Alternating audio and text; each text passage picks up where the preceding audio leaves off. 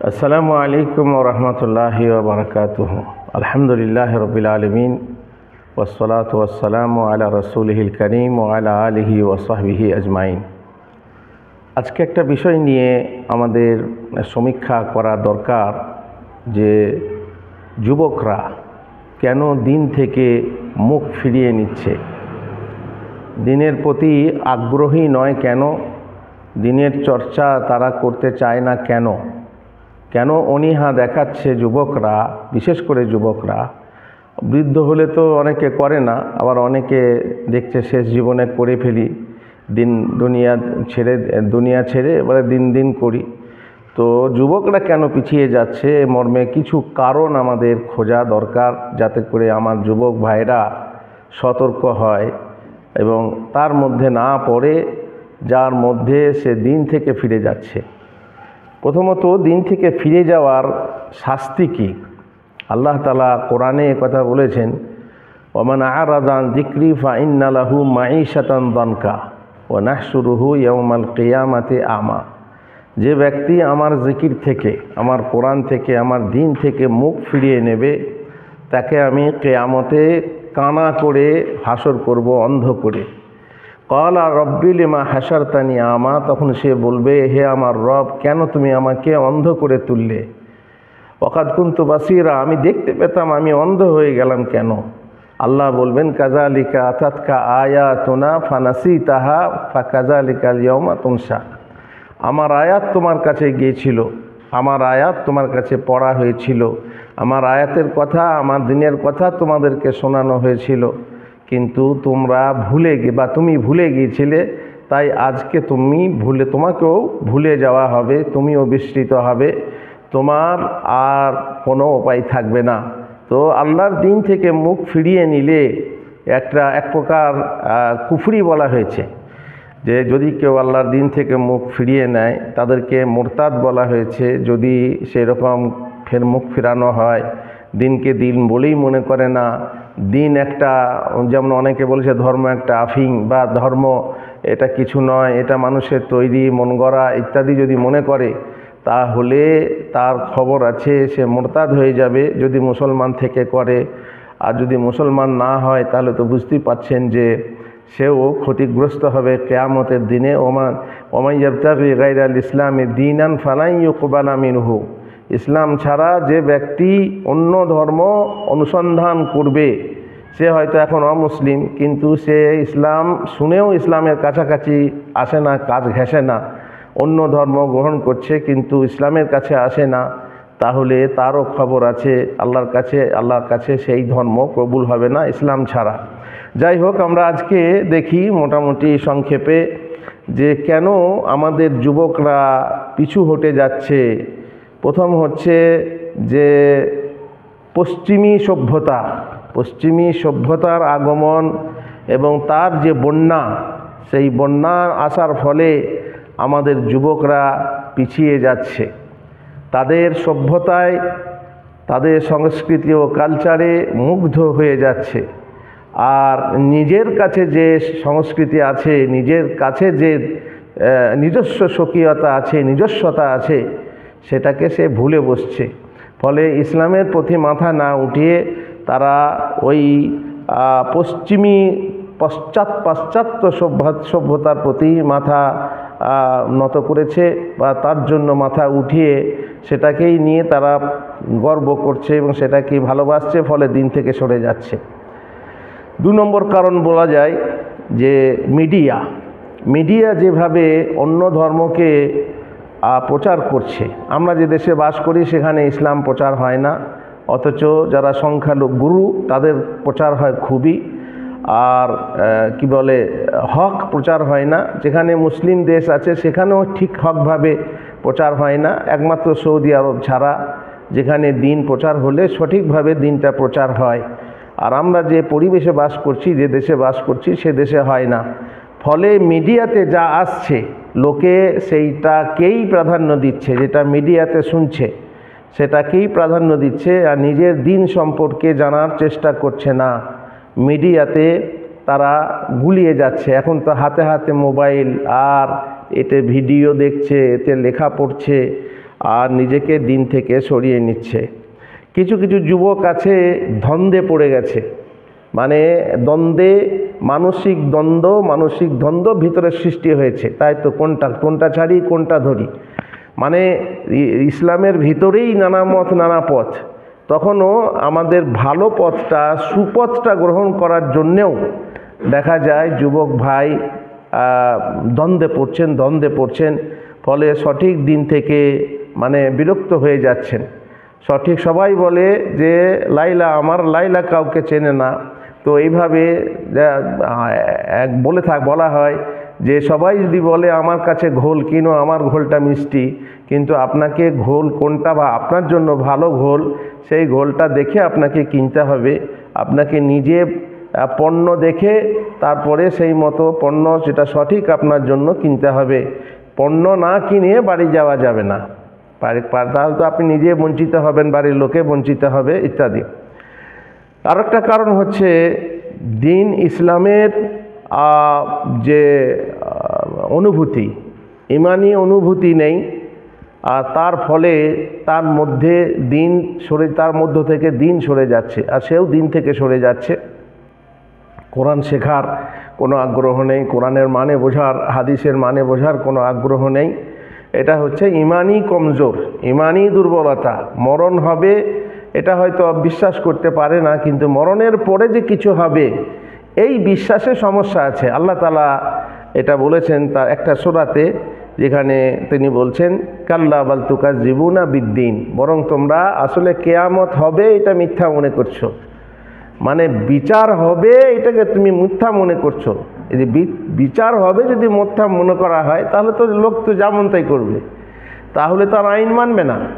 এই জন্য আইন মানছে না, আইন শিখছে না, যেহেতু সে ভাবছে যে বিচার হবে না। আর বিচার যখন হবে না তখন কি কষ্ট করে লাভ, দরকার কি আছে? তো এই হচ্ছে আর একটা কি, যে তাদের ঈমান কিন্তু হৃদয়ের ভিতরে পরিপক্ক হয়নি, বসেনি, তাই তারা দিনের প্রতি অনীহা প্রকাশ করছে। আর একটা কারণ হতে পারে পাপে ভরা এই জগতে, যেখানে সাপ দেখে পথ চলা যায়, কিন্তু পাপ থেকে বেঁচে পথ চলা যায় না, সেখানে এত পাপ হয়েছে। আর সেগুলো আবার এমন পাপ যে যুবককে আকর্ষণ করছে, সেই পাপের যুবককে আকর্ষণ করছে, ফলে তাকে দিন থেকে সরিয়ে নিয়ে যাচ্ছে। যে সক্রেটিসের ব্যাপারে কথা আছে, তিনি তার ছাত্রদেরকে নিয়ে কিছু শেখাতে চেয়েছিলেন। এমন সময় পাশ দিয়ে এক বেশ্যা পার হয়ে যাচ্ছে, স্বল্প বসনা বেশ্যা। আর তখন ছাত্ররা সক্রেটিসের দিকে মন না দিয়ে ওই মেয়েটার দিকে মন দিয়ে তাকিয়ে দেখছে। তখন মেয়েটা বলছে যে দেখুন, আপনার ছাত্ররা আর আপনার দিকে তাকায় না, আমার দিকে তাকাচ্ছে। তো সক্রেটিস বলেছিলেন যে হ্যাঁ, তোমার দিকে তো তাকাবে, যেহেতু তুমি নিচের দিকে নিয়ে যাচ্ছ আর আমি উপরের দিকে নিয়ে যাচ্ছি। তুমি নিচের দিকে নিয়ে যাচ্ছ, আর নিচের দিকে যাওয়াটা হচ্ছে খুব সহজ। তো এইভাবে যখন দুনিয়া খেয়াল করছে, পাপ খেয়াল করছে, যখন এই যে নগ্নতা খেয়াল করছে, যখন স্বাধীনতা খেয়াল করছে, যখন বেশ যুবক যুবতী মিলে স্বাধীনতার আনন্দে তারা মন রেখেছে, তখন তারা দিন থেকে সরে যাচ্ছে। আর একটা হচ্ছে দুনিয়া, টাকা কামাতে হবে। আজকাল পয়সা, এমনকি মাদ্রাসার ছাত্ররাও আজকাল টাকার পেছনে পড়েছে, মানে দিন শিখবে, দিনের পেছনেও টাকা খুঁজছে। ফলে দিনের প্রতি অনীহা তৈরি হচ্ছে। যেখানে টাকা নেই সেখানে সব কথা ফাঁকা, আসল কথা টাকা, বাকি কথা ফাঁকা।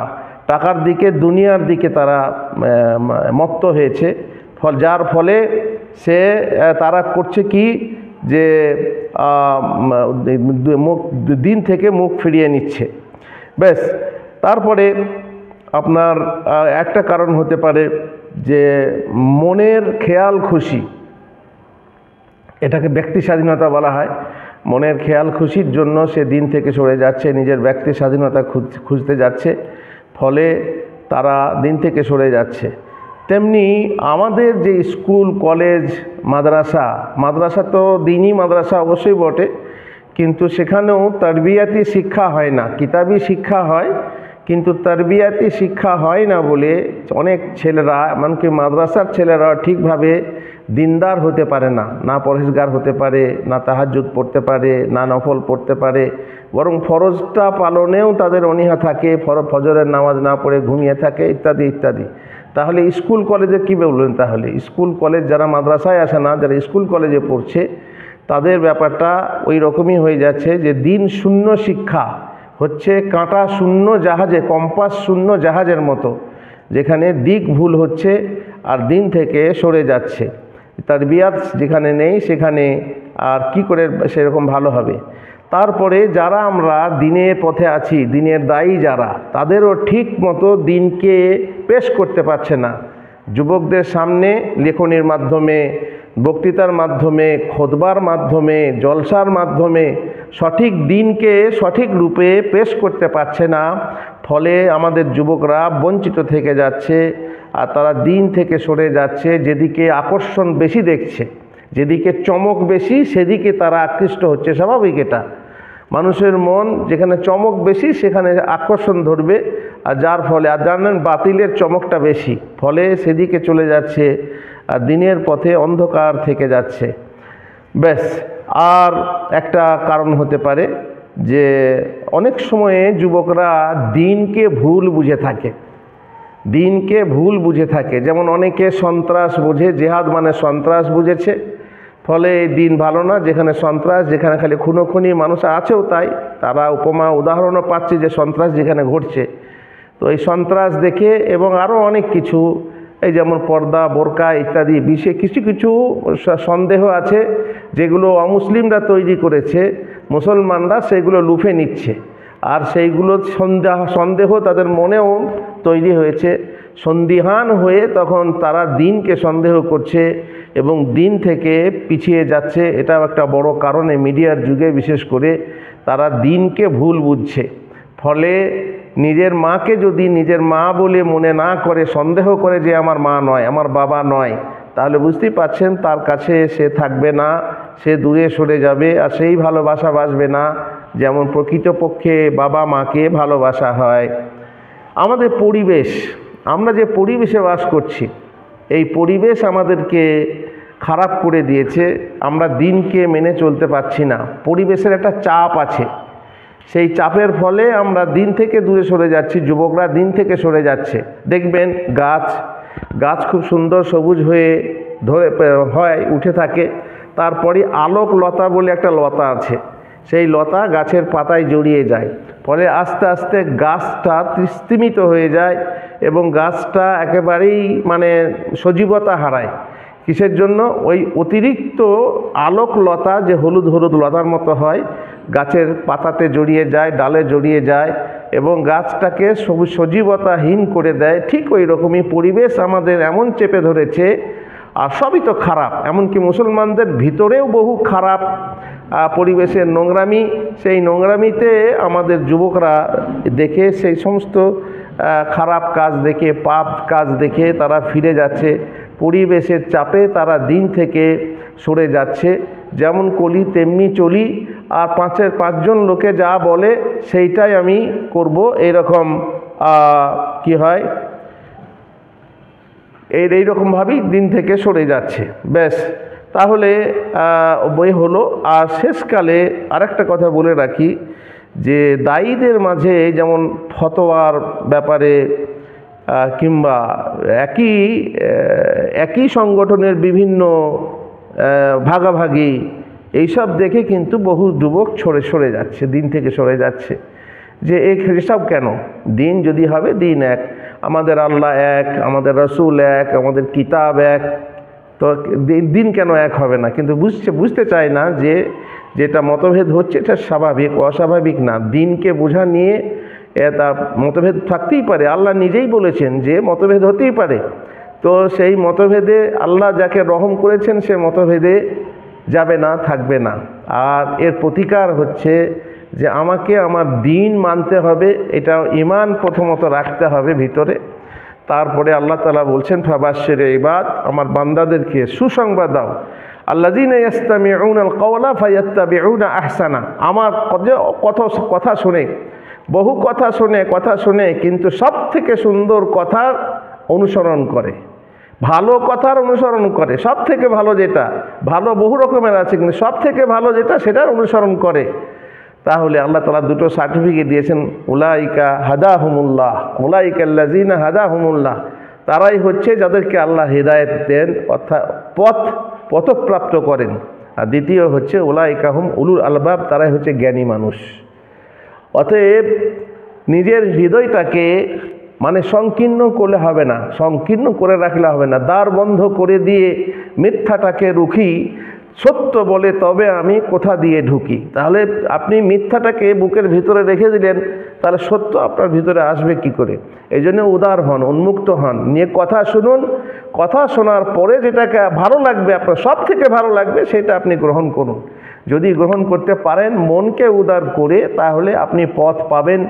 আর না হয় এইভাবেই আপনি ভ্রষ্ট হয়ে যে আপনার নিজের ক্ষতি আপনি নিজে করবেন। আপনাকে কাল কিয়ামতে যদি আপনার বিশ্বাস থাকে, কাল পরকালে যদি বিশ্বাস থাকে, জান্নাত জাহান্নামে যদি বিশ্বাস থাকে, তাহলে জাহান্নামের পথে আপনি থেকে জাহান্নামে যেতে হবে।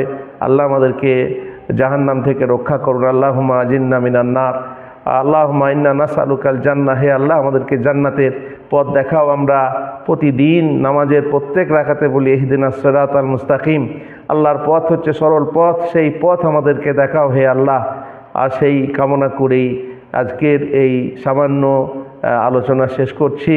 ওয়া সাল্লাল্লাহু আলা নবিয়িনা মুহাম্মদ ওয়া আলা আলিহি ওয়া সাহবিহি আজমাইন।